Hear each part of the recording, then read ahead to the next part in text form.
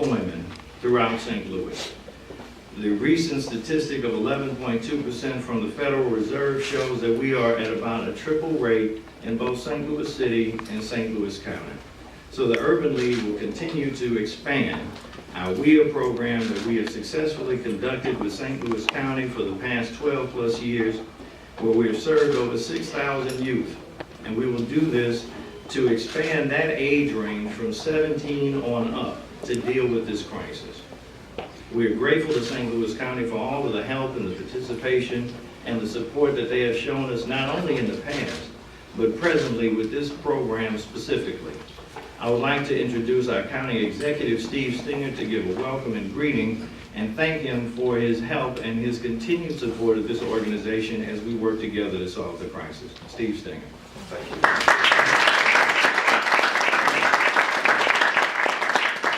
Thank you. I applaud the Urban League's efforts with the Save Our Sons program. Right now and for some time, the playing field for opportunity is not and has not been level.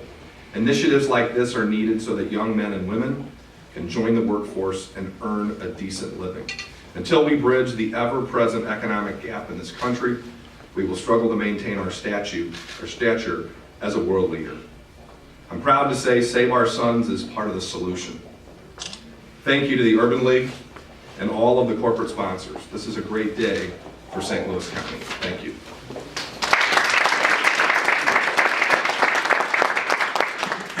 It is now my pleasure to introduce one of our board members, John Sonde, who is president of AT&T Missouri, of which AT&T has had a long history with the Urban League, supporting our initiatives and programs for many decades. John Sonde.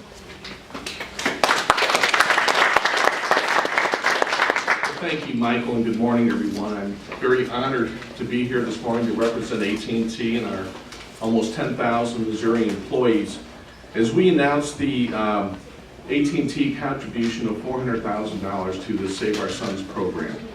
You know, as a member of the business community, and as Michael just mentioned, a recent addition to the Urban League board, I've been able to witness firsthand the great work that the Urban League does to encourage economic empowerment. Now at AT&T, we recognize the importance to ensure that all individuals have access to the tools that they need to help them succeed in the workplace and, more importantly, in life, which is why I'm very proud to be here today to join the efforts of my fellow corporate and business community members behind me to support the Urban League and the Save Our Sons program. You know, as a company, AT&T is deeply committed to the communities in which we live, work, and serve. And one way that we can demonstrate that commitment is through our investment in education. And that's been a priority for AT&T for more than a century. Investing in an educated workplace and a workforce may be the most single important thing that we can do to support a strong global economy. And that's why AT&T is committed $350 million to education through our AT&T Aspire, which is our signature education initiative. When we invest in education, we are making our community stronger, safer, and more economically viable, which is why we're proud of the collaborations with local organizations like the Urban League. Because by working together, we can help realize the full potential of our collective community investments. So, Michael, thank you very much for the opportunity to speak today. I want to applaud all my fellow corporate and business partners that have contributed to this program. And Mike, I just want to recognize all the great things you and the Urban League do to advance the community interests of the St. Louis region. So thank you.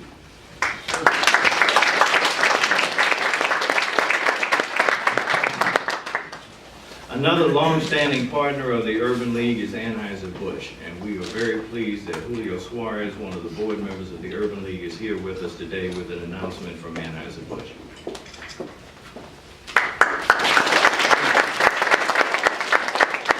Good morning. Throughout our long history in St. Louis, Anheuser-Busch has been an active member of the community. We've been contributing and volunteering to a variety of causes and organizations throughout the whole region here in St. Louis.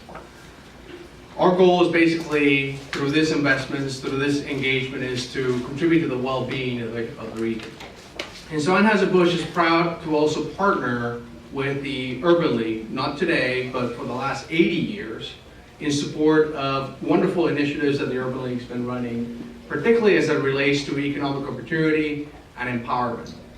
So we congratulate the Urban League for the work that they've been doing for the last 80 years in that regard, but we especially congratulate the Urban League for the work that they're doing today and the efforts that they're putting together in this program specifically to arm the residents of this region with the tools that they need so that they can pursue their careers and dreams.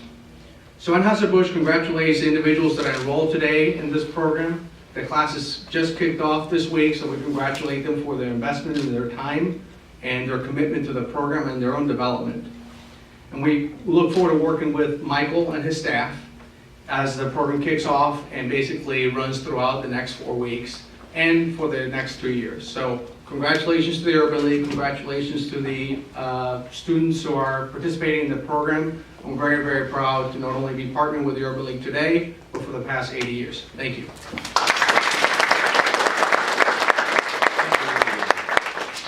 An idea without support and resources is only that, an idea. And the first person who supported this program and assisted us to make sure that Save Our Sons was going to be a reality is Deborah Patterson, president of the Monsanto Fund. Please welcome her.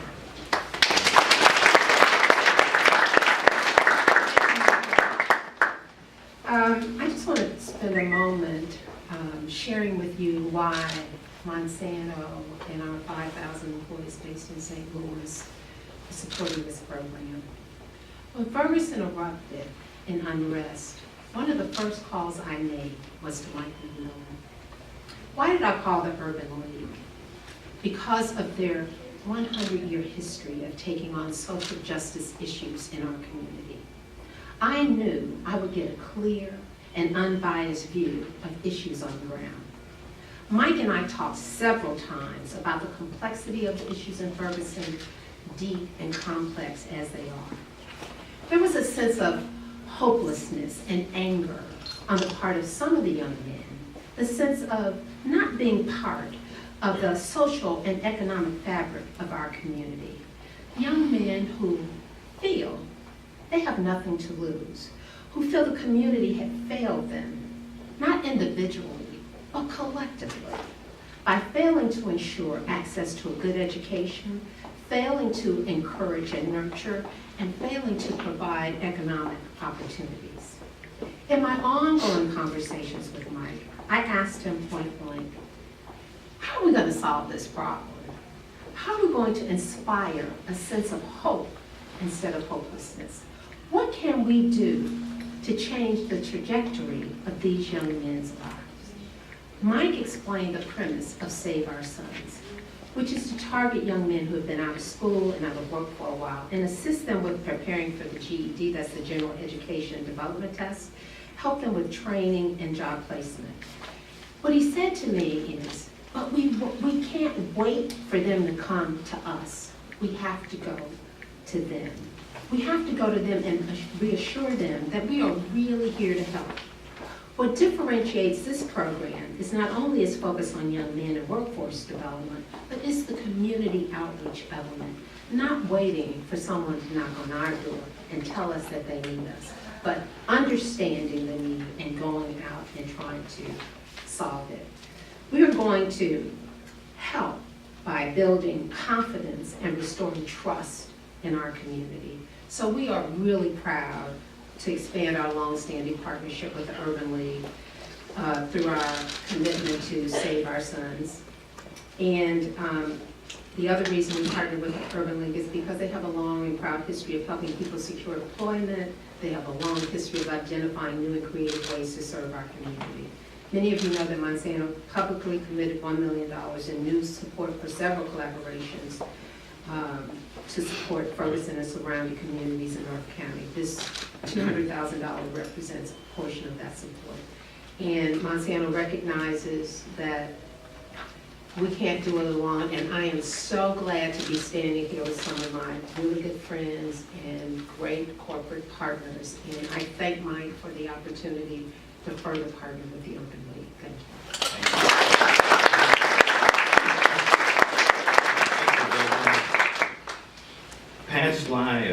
Emerson is one of our board members, but has also been a leader in Ferguson in terms of what has happened in the past 5 months.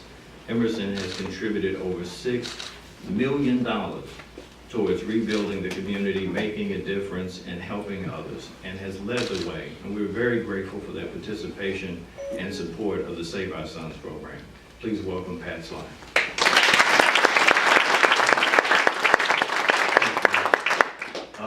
Most of you might not realize that Emerson has been part of our community for 125 years this year. And we've been headquartered, our global headquarters have been in Ferguson now for 75 years. So all of the events that have transpired over the past year in Ferguson really hit home. This is our neighborhood. This is our hometown. And I, along with many of our Emerson colleagues, developed Emerson initiatives, or Ferguson initiatives, to help the community, arranged around 4 pillars. The first was early childhood. The second was jobs and workforce development. The third was education, which is primarily scholarships to secondary schools, trade schools, and higher education. And the fourth is a business incubator, where we're going to help the businesses in the Ferguson community. The Save Our Sons program fits our mission like a glove. We think this is a very, very vital, critical part of helping the underlying issues that created the unrest in our community. And we're very, very proud to be a participant in Save Our Sons. I want to thank Deborah Patterson, who was the initial investor. And when Michael came to me and said that Deborah and Monsanto were putting up $200,000, I could not resist matching that and being part of this great program. So thank you very much.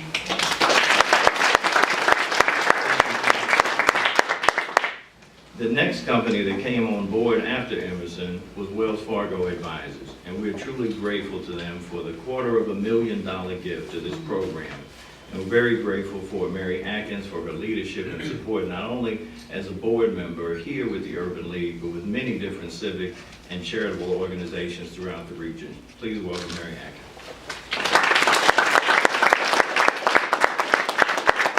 Thank you, Michael. At Wells Fargo Advisors, we believe that our responsibility as a company goes far